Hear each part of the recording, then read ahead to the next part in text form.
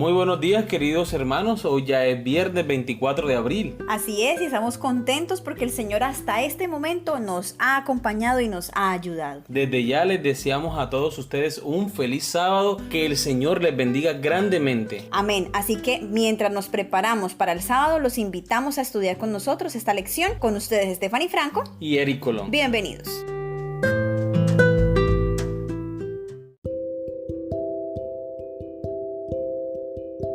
Para estudiar y meditar, lee Elena de White, El conflicto de los siglos, nuestra única salvaguardia, páginas 579 a la 587. Debido a lo largo de este capítulo, hemos decidido solamente sacar una parte que nos llamó mucho la atención. Pero Dios tendrá en la tierra un pueblo que sostendrá la Biblia y la Biblia sola, como piedra de toque de todas las doctrinas y base de todas las reformas. Ni las opiniones de los sabios, ni las deducciones de la ciencia, ni los credos o decisiones de concilios tan numerosos y discordantes como lo son las iglesias que representan, ni la voz de las mayorías, nada de esto, ni en conjunto, ni en parte, debe ser considerado como evidencia en favor o en contra de cualquier punto de fe religiosa. Antes de aceptar cualquier doctrina o precepto, debemos cerciorarnos de si los autoriza un categórico "así dice Jehová". Lo encontramos en la página 581. Rogamos que cada uno de nosotros conforme ese pueblo que sostendrá la Biblia y la Biblia sola, que cada miembro de la iglesia adventista levante el estandarte de la palabra de Dios y pueda responder con un escrito está, dando defensa de nuestra fe. Siguiendo con la lección,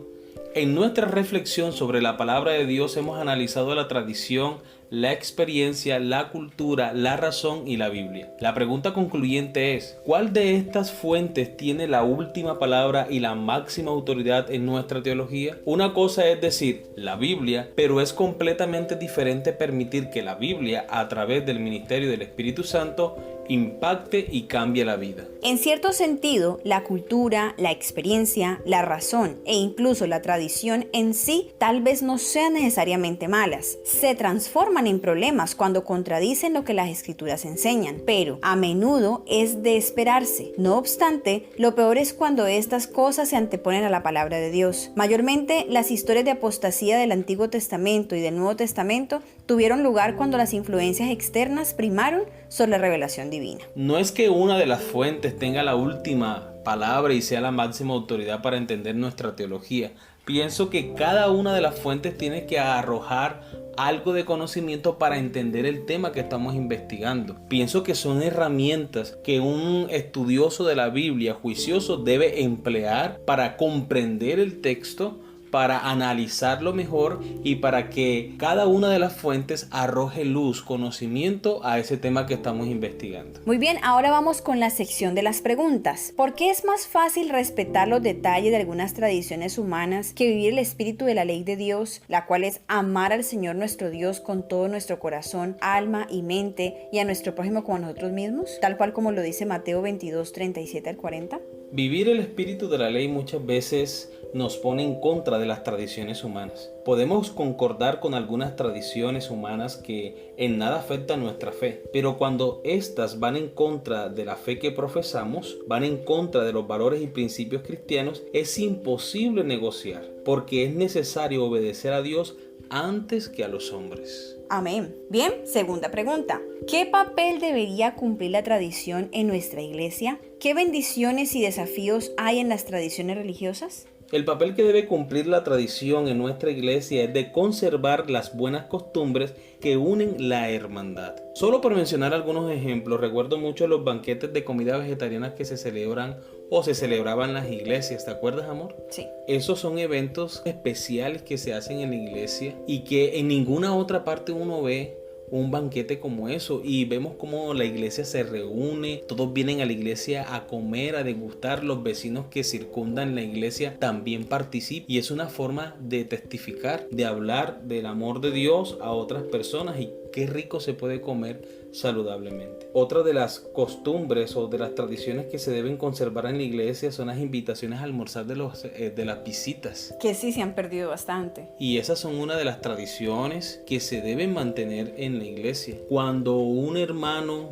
que viene de otra ciudad, miembro de la iglesia, a veces no conoce a nadie. Y así como llegó a la iglesia, así mismo se va, sin que nadie estreche su mano, sin que nadie lo abrace, sin que nadie lo invite a almorzar como antes se hacía. Qué bendición es llegar a una iglesia y sentirse miembro de esa iglesia, aunque sea la primera vez que la visite. Ahora que mencionas eso, recuerdo un evento que nos ocurrió a mi esposo y a mí en Medellín, en una iglesia en Manrique. Los hermanos allá, unos hermanos muy humildes, pero se peleaban por llevarnos a almorzar. Me acuerdo que ellos se decían, no, ya usted lo llevó el sábado pasado, yo me lo llevo hoy. Y eran hermanos que de lo poco que tenían esa sed y ese amor por compartirlo con nosotros. Y de verdad me sentí muy agradecida con los hermanos porque fueron muy especiales y eso no se debería perder. Muy bien, vamos a la pregunta número 3. ¿Cómo podemos asegurarnos de que la tradición, por más buena que sea, no sustituya la palabra escrita de Dios como nuestra norma y autoridad final? La única forma de asegurarlo es que no dejemos de estudiar la Biblia y aplicar sus principios en nuestra vida diaria. El día que nosotros dejemos de estudiar la Biblia, el día que nosotros dejemos de practicar sus enseñanzas en nuestra vida, entonces cualquier cosa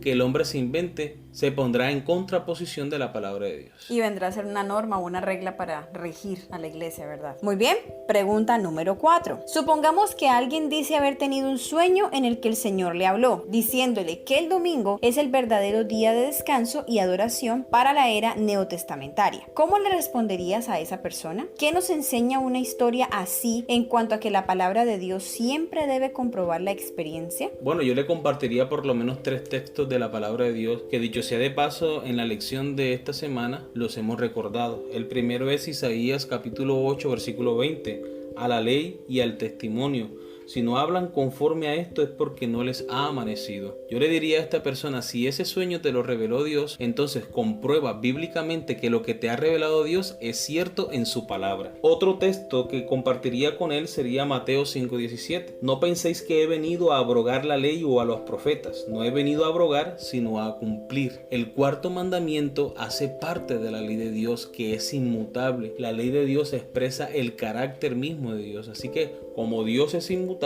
su santa ley también lo es. El otro texto que compartiría con este hermano que tiene ese sueño sería Gálatas capítulo 1 versículo 8. Mas, si aún nosotros o un ángel del cielo os anunciara otro evangelio diferente del que os hemos anunciado, sea anatema.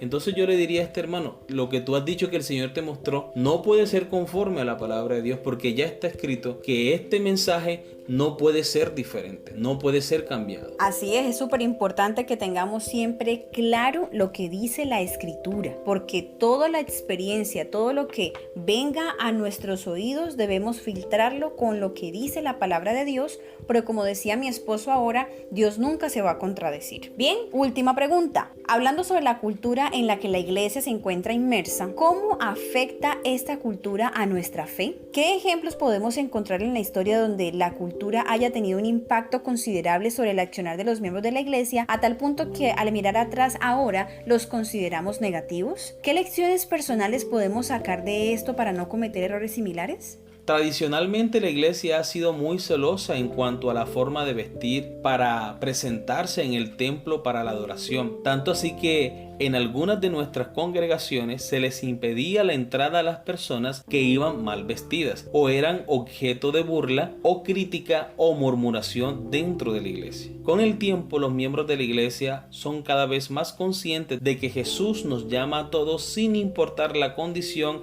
en que nos encontramos y que si una persona llega a la iglesia aún mal vestida, debemos acogerla con amor y enseñarle con la Biblia cómo debemos vivir la vida cristiana. Amén. Así es súper importante tener en cuenta este punto, porque muchas veces podemos estar juzgando a alguien por su manera de vestir y ni siquiera darnos cuenta que posiblemente sea la única ropa buena que tenga la persona. Así que en la iglesia estamos llamados por encima de la tradición, por encima de lo que culturalmente nosotros hagamos, por encima de todo eso estamos llamados a reflejar a Jesús. ¿Qué hacía Jesús? Jesús aceptaba a las personas, las abrazaba, las acogía. Y eso es lo que nosotros estamos llamados a hacer por encima de cualquier tradición que nosotros tengamos.